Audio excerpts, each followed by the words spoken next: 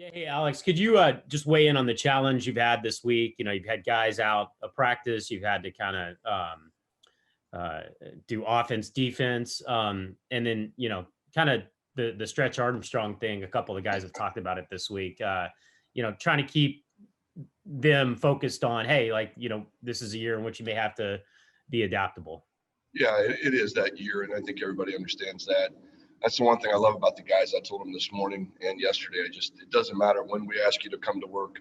I mean, they come to work with a smile on their face and they work their butts off. So it's very we're ready to pivot at any moment. We're staying flexible. These mornings, the last few mornings have started out with wait and see what happens, but we made the most of it. Really, the last 2 days, the Wednesday and Thursday practice. Even though there wasn't a defense there for us to go against, we put our guys out there and serviced ourselves, so to speak, with the scout team looks.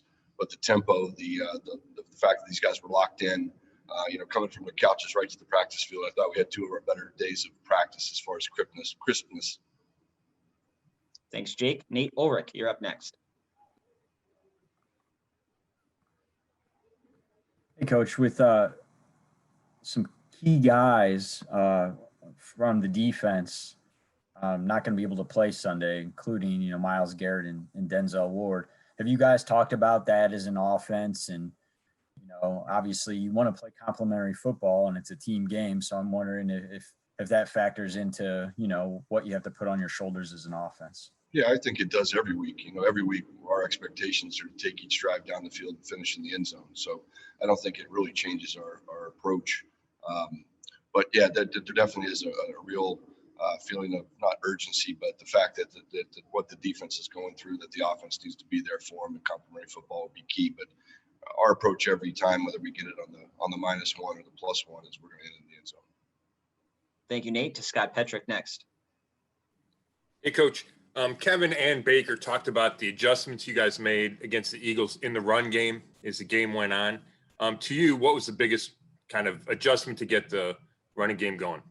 It's just, I think the biggest thing is just, Bill Callahan mentioned to me early in the week is we got to pound them with patience, just be patient and know that eventually we're going to get that thing to pop them.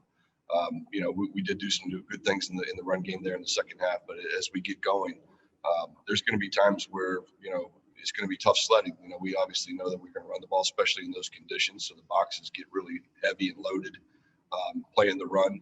But at the same time, you still have to tackle our guys. We can still have a free guy there, and that bounce right off Nick or Kareem, and then we break big ones. So, hats off to the running game there. I thought we did a good job of sticking with it and taking our swings to the plate, and eventually you're going to knock one out of the park, which we did. In general this season, why do you think the coaching staff and the players have been successful kind of tweaking things within games? I think Coach Callahan brings a big part of that to the table there. He's, experienced as hell as an O-line coach and can really see the counters as they come, what we need to get to next, how they're playing us in the run game. And I think that's a big part of it. Thanks. Thank you, Scott. Jeff Shadell has our next question. Hey, real quick, did you have Jedrick Wills today? Is he back for you?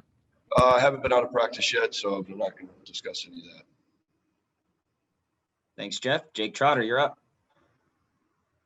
Yeah, Alex, I'm sure we've talked about this before, but just the advantage that having not only Nick and Kareem, but them together and what they're able to do as a tandem in terms of wearing down defenses. We've seen in the last couple of games where, you guys just take over in the running game in the fourth quarter. How much of an edge and an advantage is it having those two guys together?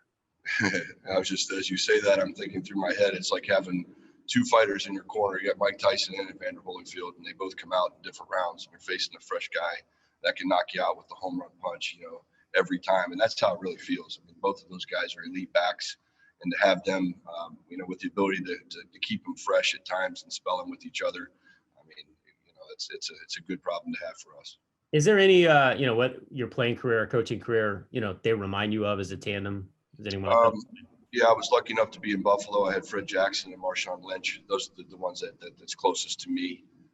Different styles, but very, very good backs, both of them. Thanks, Jake. Mary Kay Cabot, you're up next.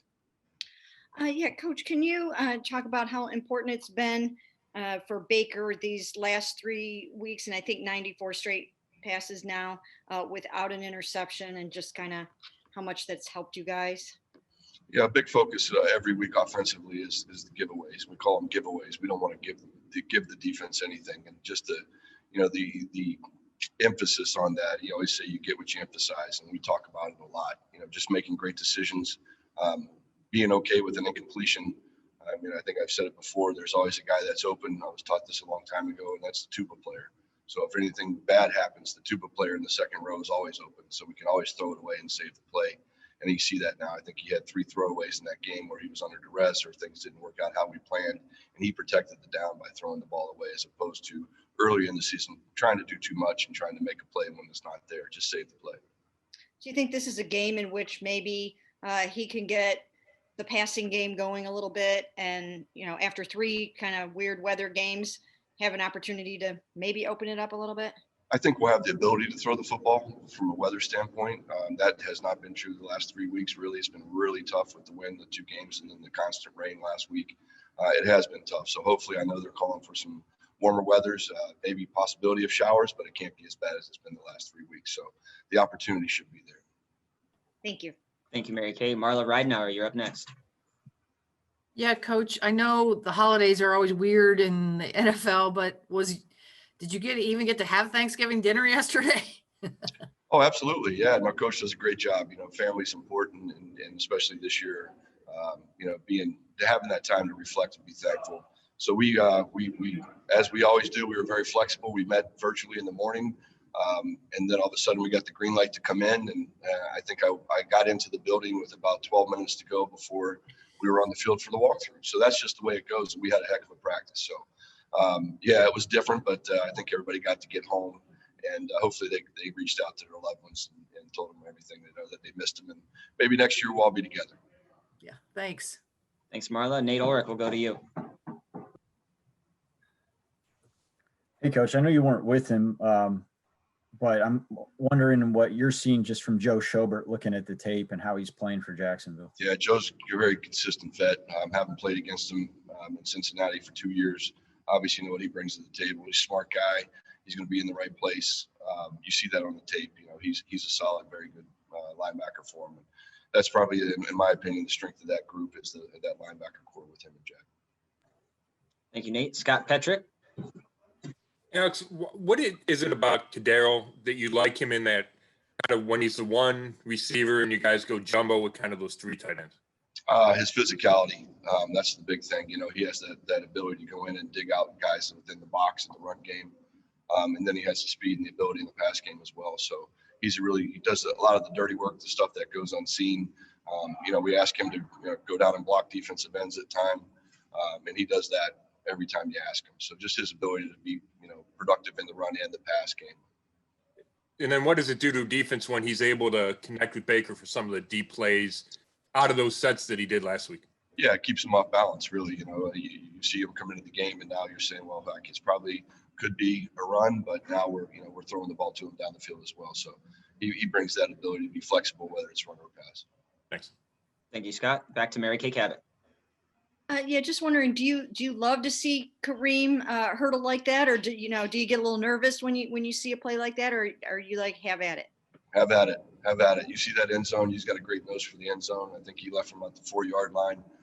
Got everybody excited. I enjoyed watching it on the highlights afterwards. Find the end zone, and those guys get the green light to get in however they decide.